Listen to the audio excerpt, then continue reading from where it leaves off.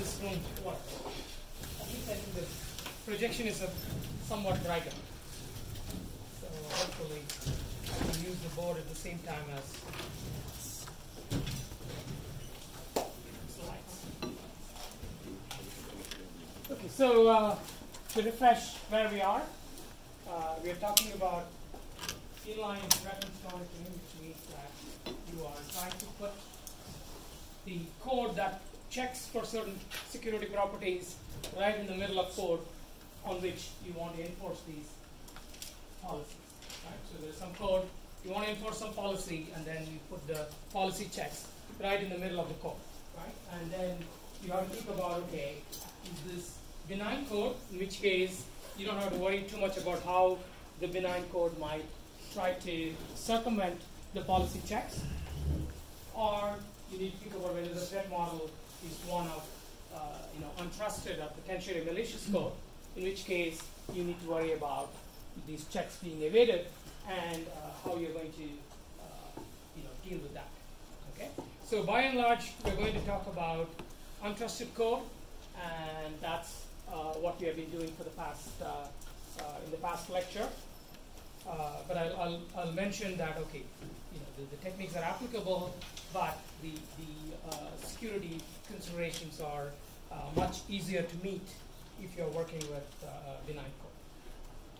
Okay.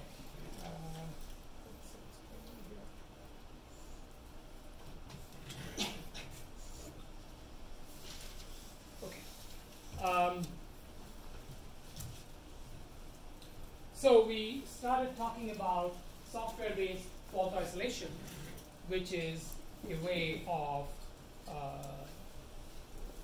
enforcing memory protection without using hardware features. And the basic idea of SFI is very simple. You insert inline checks to verify memory address bounds for both data and code access. Okay? And because any instruction that directly contains the target location, right, whether it's a data or code, if the location is part of the instruction, then you don't have to check the access at runtime. Even before you run the code, you can check whether the target is within the allowed region. Right? Now, if it is indirect access, where the target address is in a register or in memory, then you cannot check the value at compile time or before you run it. You need to check it at runtime. And so what you're going to do is you're going to insert additional instructions that perform a check on the target before the access is permitted. Okay, so this is the basic idea. So you are going to restrict this untrusted code to stay within its code segment and also its data segment. And the way you do that is essentially by doing this kind of a check. So address sandboxing refers to the fact that you are going to make sure that the higher order bits of the target address always match the requirement, right? That is, they match that region. So going back to this picture, you're going to ensure that the data segment has certain higher order bits in the address. Same way for the code, it matches certain higher order bits. And then what you're going to do in terms of enforcement with the address sandboxing approach is that you're just going to force those bits, and then that way you ensure that all of the accesses stay within those bounds. Okay, and before that we talked about actually checking rather than forcing, and checking rather than forcing is obviously more expensive, but the advantage is that if there's an error, then you'll get an error report instead of the forcing approach where any error in the code that causes an access to go outside will be silently suppressed, right? And so that's the trade-off. But again, if your goal is primarily security, against untrusted code, then this is sort of seems like a reasonable trade-off between security and this ability to detect errors. And then, we talked about data sharing because, if your goal is complete isolation, that's not very helpful because the whole point will be that you have some untrusted code that, does something that, and the result is something that you want to use. If you completely isolate some piece of code, then you cannot even view its results, and therefore it's totally useless to run such code. So complete isolation is not useful, so you need to have some way for this untrusted code to interact with other code, and that's why we have to talk about data sharing. And you can say, well, it's okay to share reads, or you can have something more fine-grained which says that some of the data is readable, and some of the data is writable, and so on.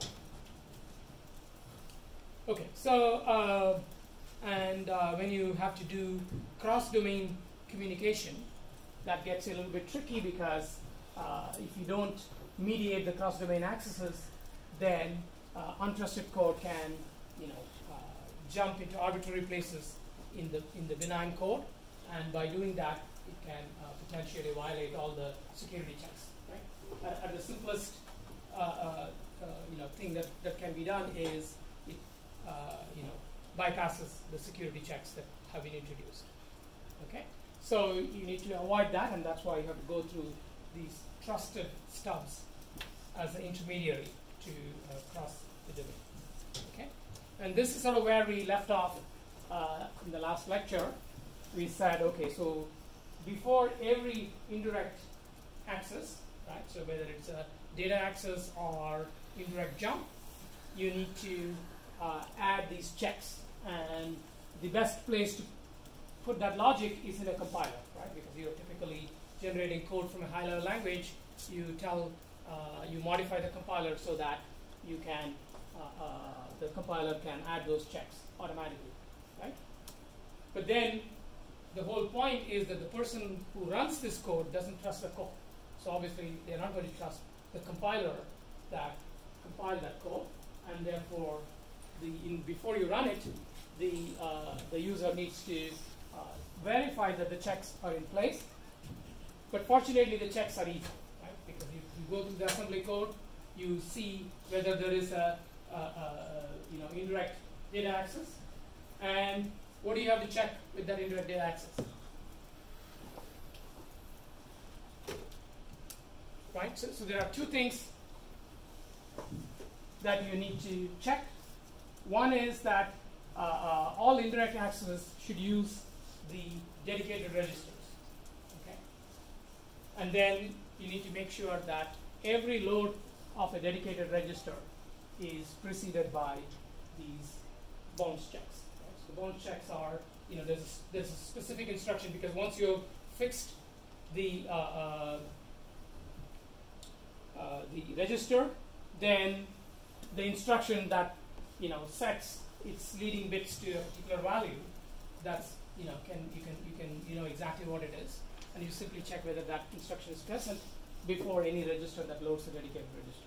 Right? Otherwise, you don't have to check anything else. You can just omit everything else in the program. Okay. So what that shows you is that while inserting the checks may be somewhat more complicated, checking whether the checks are present is quite easy and can be easily done on the receiving end. Okay, at least conceptually. Okay, so as a practical matter, we'll see that it is still somewhat involved for complex instruction sets, such as the Intel instruction sets. Okay, so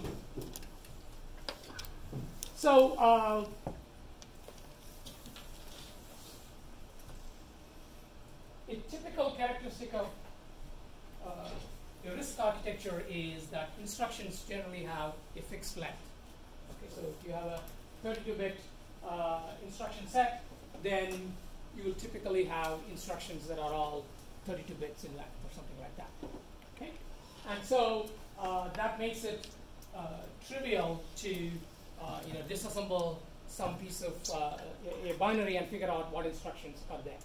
Okay, but if you take a variable length instruction set, then suddenly things are not so simple. So, for instance, what happens if the code jumps to some place which is actually the middle of an instruction, right? So the instruction may be, let's say, 4 bytes.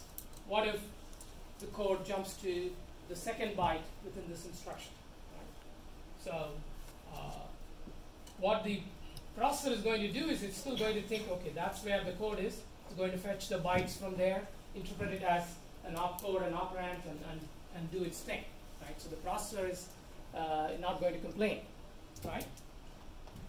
The problem is that all the security checks can now be evaded because it may start jumping to the middle of an instruction, and after that, exactly what gets executed is unclear, right? Because you only know the instructions that are originally in the program. To start jumping to the middle, who knows what those instructions are, right? So you don't know.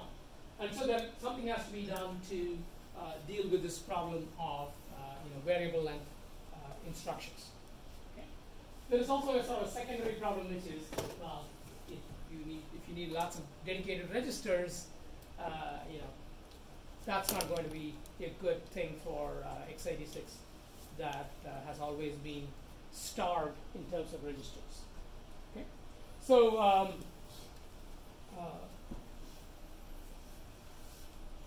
so researchers looked at this problem and developed an approach for doing SFI on these sorts of on the x86 architecture. So what are the key points here? Okay. So one of the points is that in order to deal with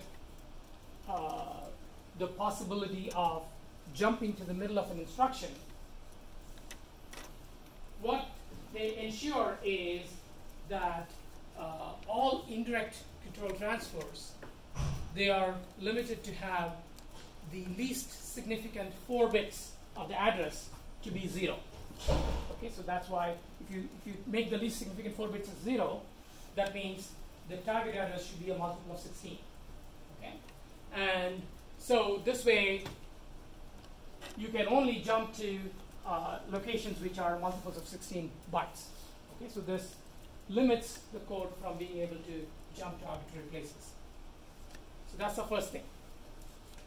Now, what they need to make sure is that every valid target, right, such as the beginning of a function, or if you return from a function, right, so then you're going to make a return. Return is a form of indirect branch, and you need to make sure that indirect branch goes to an allowed place, which must be 16-byte allowed. Okay, so what they do is they introduce gaps in the code so that anytime, let's say you have a call, let's say this is a call, okay? Then once you do a call, then the return has to go to the next 16-byte multiple, right? Because that's what you're going to enforce. Any indirect branch has to go to a multiple of 16. So if you do a call here, so this might be a multiple of 16. Well, this might be, let's say, not a multiple of 16, right? Because a call instruction might be, say, 5 bytes. Okay? And so immediately after the call, which is where the return will go to, right?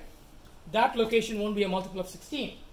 So what they do is that they simply put a bunch of no-ops there until the next. Okay? Actually, I should say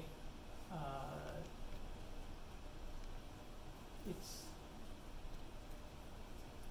picture is a bit. So what they need to do actually is not exactly this but this, right? So the call has to be pushed to the rightmost end, and you have to put gaps here, right? So what I described before is I had it flipped, because when you do a return, when you do a call, the processor is going to push the next address on the stack, right? So you can't change that.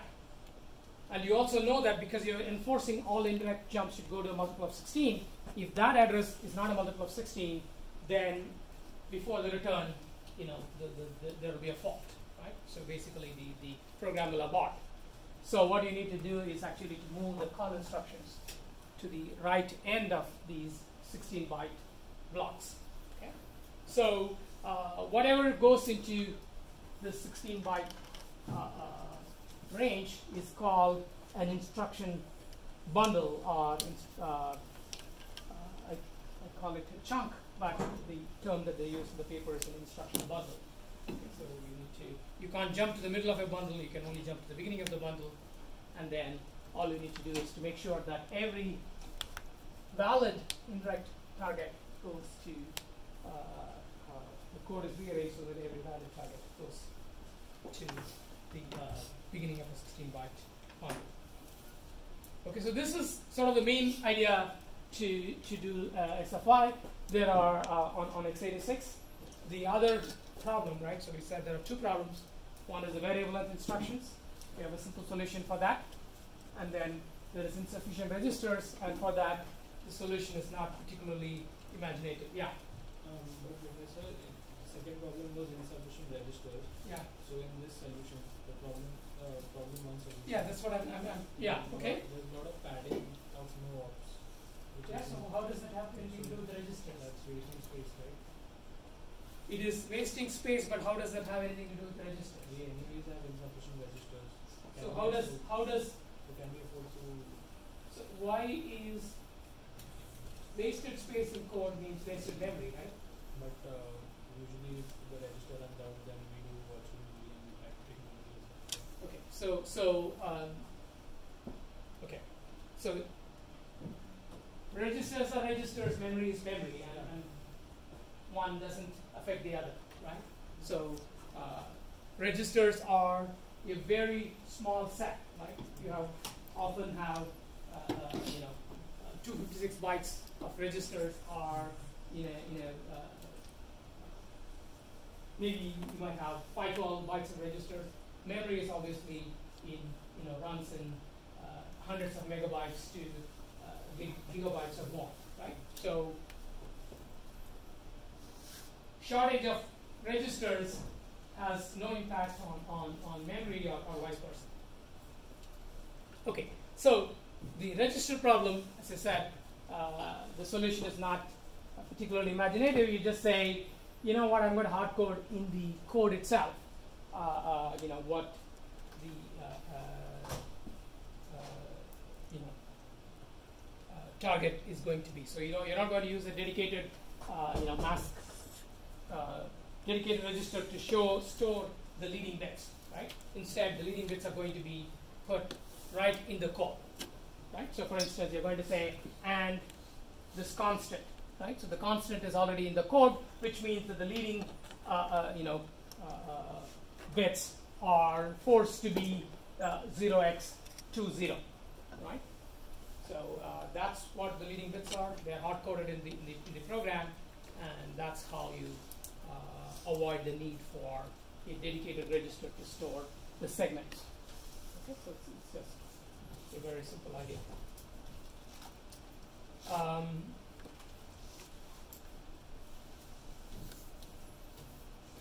Right, so this is, you're going to hard code the data region, and you're going to hard code the code region.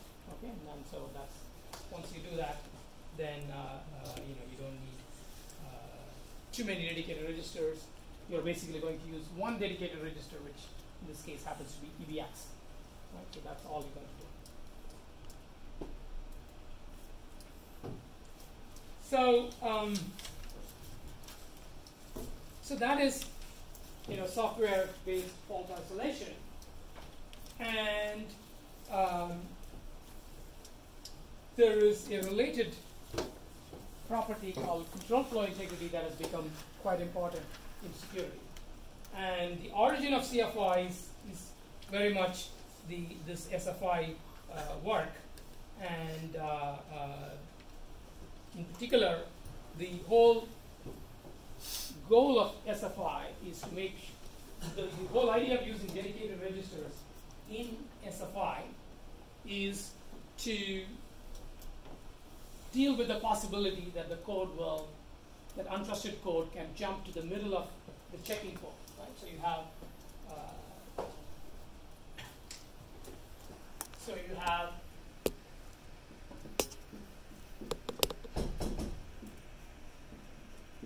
checking code, and then there is a code that performs the jump, right? So what you want to make sure is that there isn't, say, a direct jump.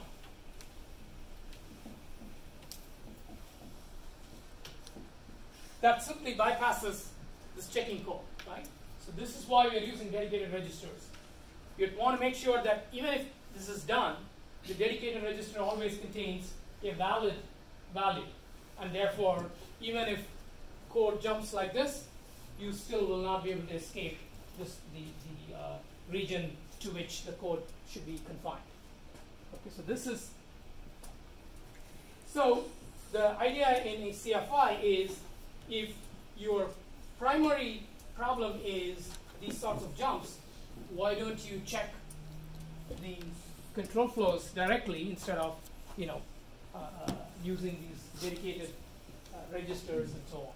Okay, so so CFI is a way to check the control flow, and so what you can do is you can build SFI without dedicated registers. Okay, if you use CFI, and we'll talk about what CFI is.